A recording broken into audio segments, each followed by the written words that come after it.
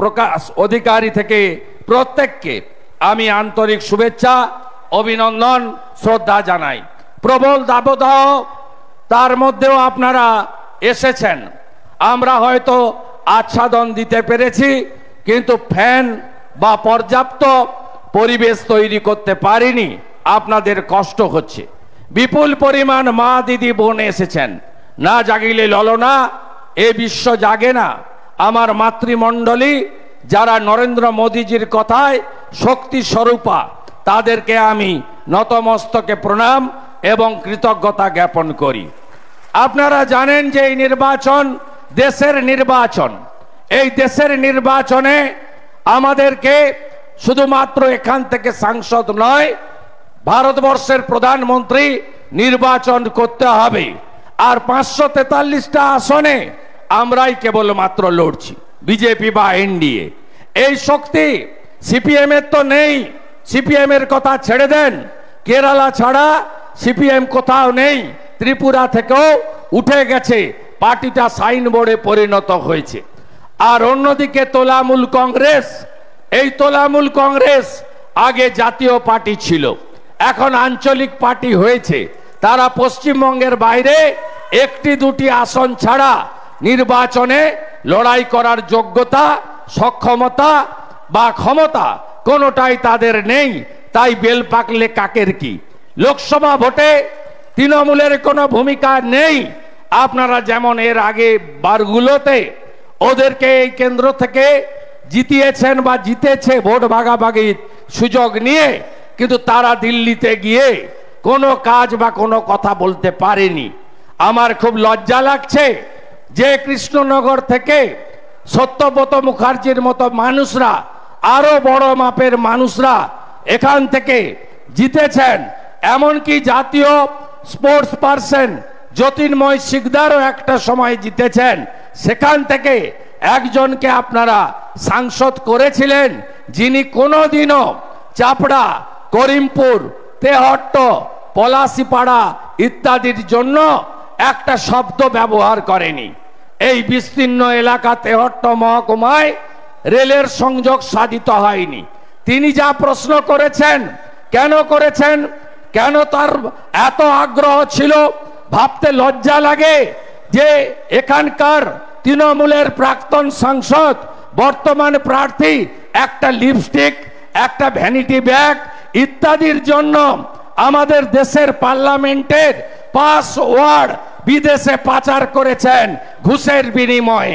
একে ভোট দেবেন আপনারা? ভোট দেবেন? লিপস্টিক চোরকে ভোট দেবেন? ভ্যানিটি ব্যাগ চোরকে ভোট দেবেন? লোকের পোষ্য কুকুরকে যে চুরি করেছে, যার জন্য সাংসদের পদ গেছে, তাকে ভোট দেবেন? ইচ্ছা আছে নাকি আপনার? ইচ্ছা নেই তো? তাহলে ইনাকে হারাতে হবে, জেতাতে হবে।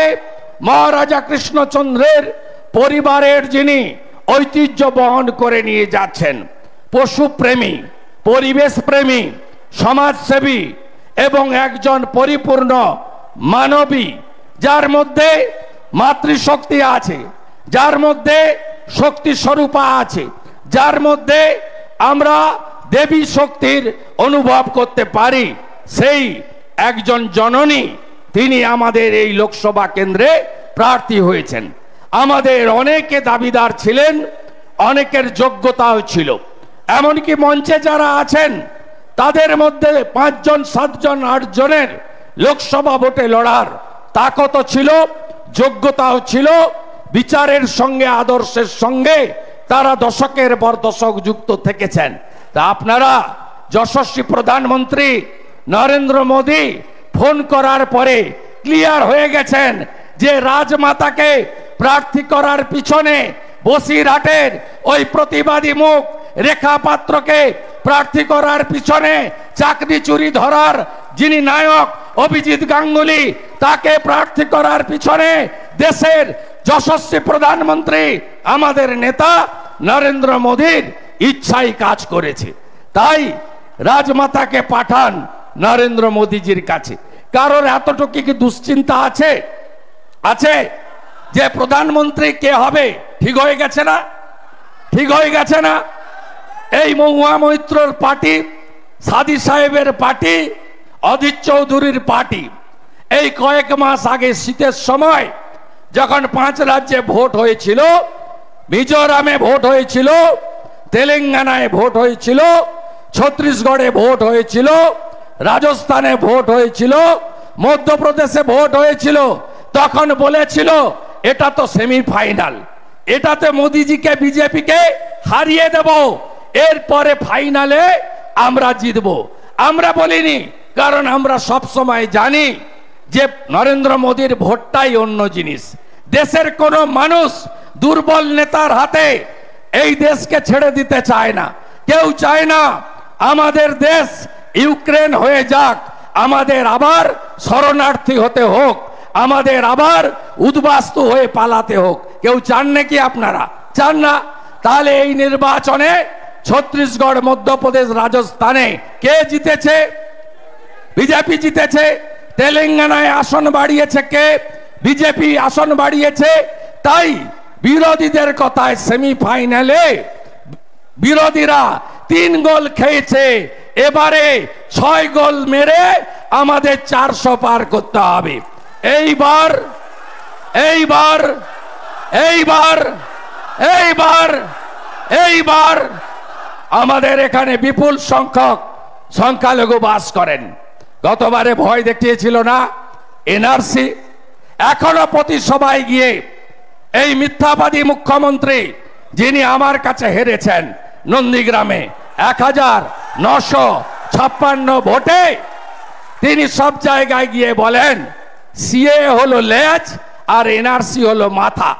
আজকে বলুন তো আমার রোজাদার সংখ্যালঘুরা, রাষ্ট্রবাদীরা, আপনারা যারা এখানে এসেছেন, আমি শতাধিকের বেশি দেখতে পাচ্ছি, তারও বেশি হয়তো আছে।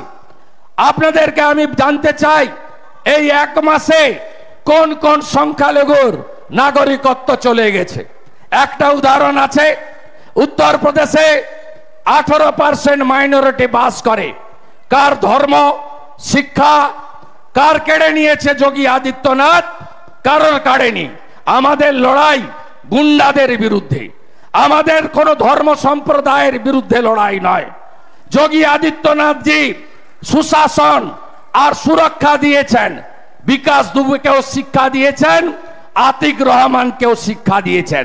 গুন্ডাদের কোনো জাত হয় না, কোনো ধর্ম হয় না, কোনো সম্প্রদায় হয় না, গুন্ডা গুন্ডাই থাকে। বিজেপির লড়াই এই গুন্ডাদের বিরুদ্ধে, চোরেদের বিরুদ্ধে, ধর্ষণকারীদের বিরুদ্ধে। আপনারা হলেন মমতা ব্যানার্জির তেজপাতা, তরকারিতে লাগে কিন্তু খাওয়া যাবে না। আজকে সংখ্যালঘুরা আপনারা বলুন, 21-এ তো লাইন করে ভোট দিয়েছেন, এখানে কে জিতেছে? রুকমানুর রহমান। এর চাকরির তালিকায় নাম আছে, সব গুণধর, এক একটা গুণধর। শুধু ওই মোটা পার্থকে আর জ্যোতিপ্রিয় মল্লিককে দেখলে হবে না, এখানেও গুণধর ভর্তি। ফ্রেঞ্চ কার্ড তার দাঁড়ি, পলাশিপাড়ার তিনি বিধায়ক, নাম তার মানিক ভট্টাচার্য। মমতা ব্যানার্জির বন্ধু এত তাড়াতাড়ি ভুলে গেলেন নদিয়া জেলার একজন এমএলএ, বড় নেতা, চাকরি চুরির দায়ে বছরের বেশি জেলে আছে, নিশ্চয়ই তরুণজ্যোতি তেওয়ারি তার বক্তব্যে বলে গেছে। আরেকজন তো একবার যায় একবার আসে, নাম তার তাপস সাহা। এখানকার বিধায়ক গুণধর, এমনি তো এখানে গুতাগুতি চলছে, আজকে সকালেও গুতাগুতি হয়েছে। এরা গুতাগুতি করতে করতেই শেষ হয়ে যাবে, আর রানীমা দিল্লি চলে যাবে, আর আপনাদের এলাকায় উন্নয়নের জোয়ার বইবে। জলঙ্গি নদী সংস্কার, জাতীয় সড়কের সম্প্রসারণ, ওরা আরো 1-1.5 বছর হয়তো সরকারে থাকবে, লাগবে না রাজ্য সরকারের টাকা। এটা তো বর্ডার এলাকা, রানীমা যাবে কেন্দ্রের স্বরাষ্ট্রমন্ত্রীর কাছে, বিএডিপি বর্ডার এরিয়া ডেভেলপমেন্টের টাকা আনবে এবং পুরো বর্ডার এলাকায় রাস্তা থেকে, জল থেকে, সড়ক থেকে, সেতু থেকে, বিদ্যালয়ের পরিকাঠামো থেকে সব উন্নয়ন রাজমাতা রানীমার হাত ধরে হবে। আমি এই পরিবারের প্রতি কৃতজ্ঞ, কেন কৃতজ্ঞ? আমি মমতা ব্যানার্জির মতো ওই এপাং ওপাং ছপাং আমরা সবাই ড্যাং ড্যাং এসব কথা বলতে চাই না। আমি বলতে চাই আমরা কি নদিয়া জেলার বড় অংশ ভারত মুক্তি হয়েছিল কার জন্য বলুন? আমি গতবারে এখানে ওই যে শিবনিবাস আছে সেখানে এসেছিলাম পতাকা তুলতে। কবে জানেন? 15ই আগস্ট নয়, 18ই আগস্ট। ভারত কেশরী ডক্টর শ্যামা প্রসাদ মুখার্জি আর তৎকালীন আমাদের কৃষ্ণনগরের রানীমা তিনি যদি না থাকতেন তাহলে আমাদের এই এলাকা ভারতে থাকতো না, বাংলাদেশ আগের পূর্ব পাকিস্তানে থাকতো। ইচ্ছা আছে নাকি পূর্ব পাকিস্তানে যাওয়ার? ইচ্ছা আছে তো? ইচ্ছা নেই তো? তাহলে আর উদ্বাস্তু হব না, মোদিজিকে ছাড়বো না। আর সিএ এর মানে কি? যারা বাংলাদেশ থেকে এক কাপড়ে ধর্মীয় কারণে উদ্বাস্তু হয়ে এসেছেন তাদেরকে নাগরিকত্ব দেওয়া, কেড়ে নেওয়া নয়।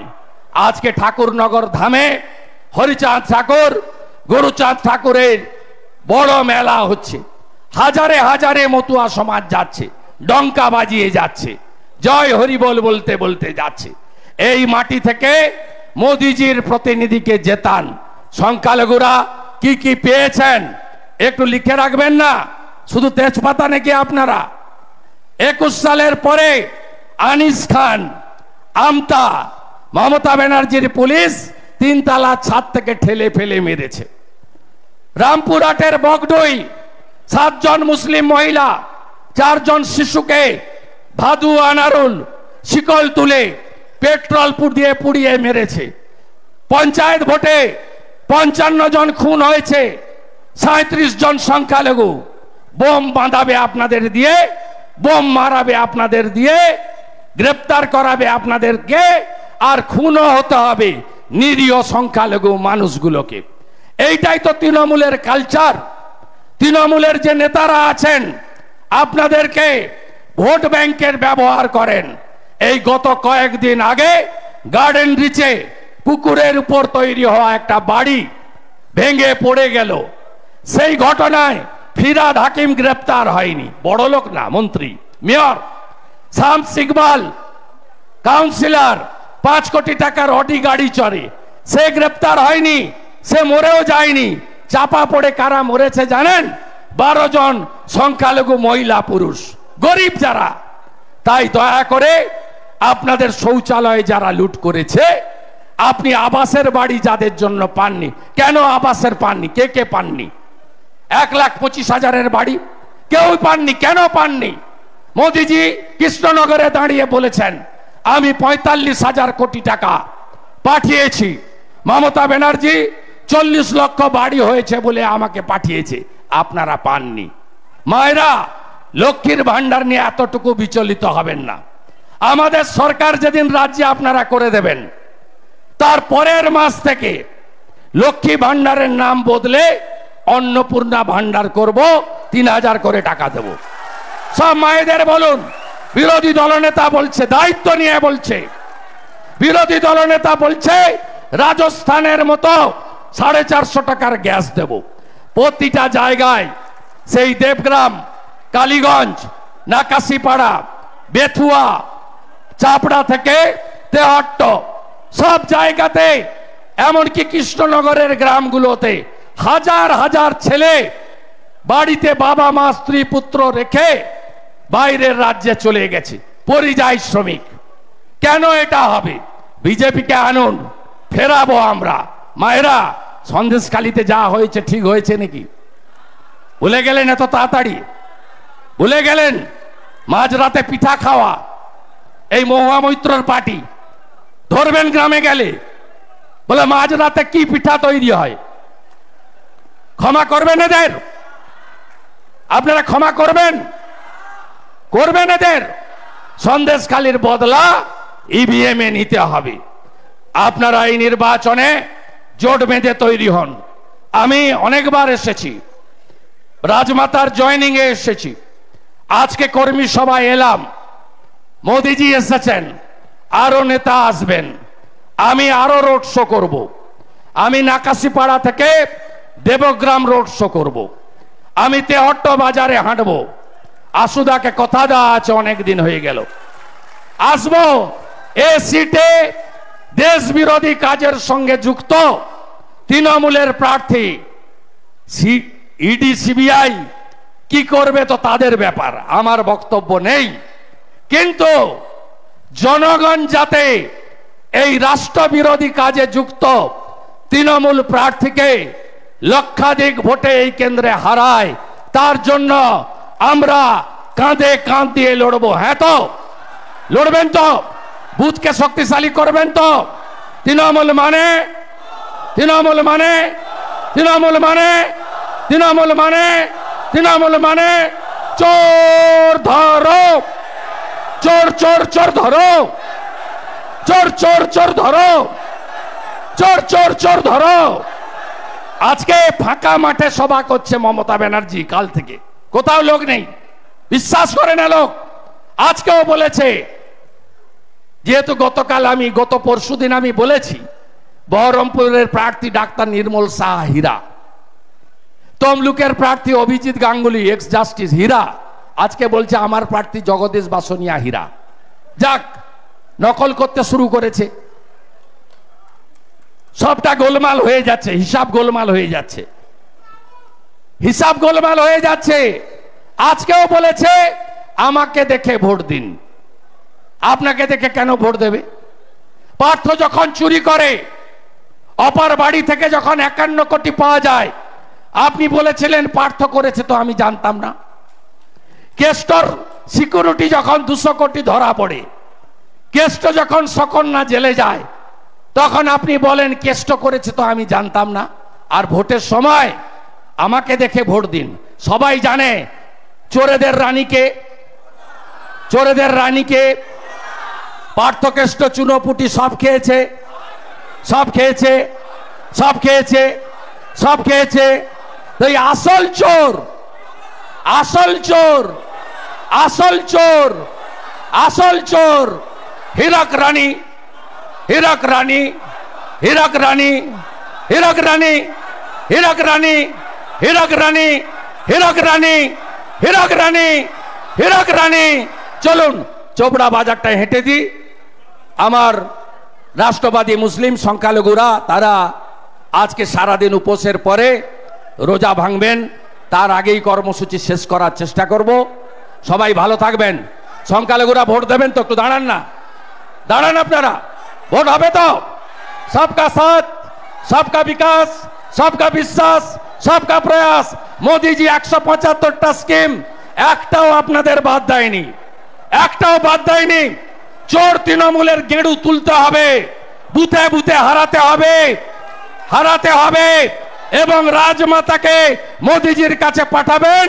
আর পরে রাজ্য সরকার ডবল ইঞ্জিনের তৈরি করার দায়িত্ব আমাদের, আমরা করব, সুশাসন দেব, সুরক্ষা দেব। ভারত মাতা কি, ভারত মাতা কি, ভারত মাতা কি জয় শ্রী রাম, জয় শ্রী রাম। প্রভু শ্রী চৈতন্য দেব কি, প্রভু শ্রী চৈতন্য দেব কি। ভালো থাকেন। শুভেন্দুদার প্রোগ্রামে আমরা চমক তো ছিল শুভেন্দুদার চাপড়ায়, এখন সংখ্যালঘু জয়েনিং হবে শুভেন্দুদার হাত থেকে। এই চাপড়ার বুকে দাঁড়িয়ে রফিক শেখ আমাদের মাইনরিটি মোর্চার হাত দিয়ে জোর তেলে হাততালি হোক। চাপড়ার বুকে দাঁড়িয়ে আজকে শুভেন্দুদার হাত থেকে এই ঐতিহাসিক ক্ষণে, আজকে এই ঐতিহাসিক জনসভা এবং ঐতিহাসিক পদযাত্রা শুরু হওয়ার আগে আমাদের সংখ্যালঘু ভাই বোনেরা, দাদারা যারা আজকে ভারতীয় জনতা পার্টির যে জয়েন করলো তাদেরকে গৈরিক অভিনন্দন। वंदे मातरम, भारत माता की, भारत माता की। मोदी जी आगे बढ़ो, हम तुम्हारी साथ है, मोदी जी आगे बढ़ो, हम तुम्हारी साथ है। बीजेपी जिंदाबाद, बीजेपी जिंदाबाद। भारत माता की।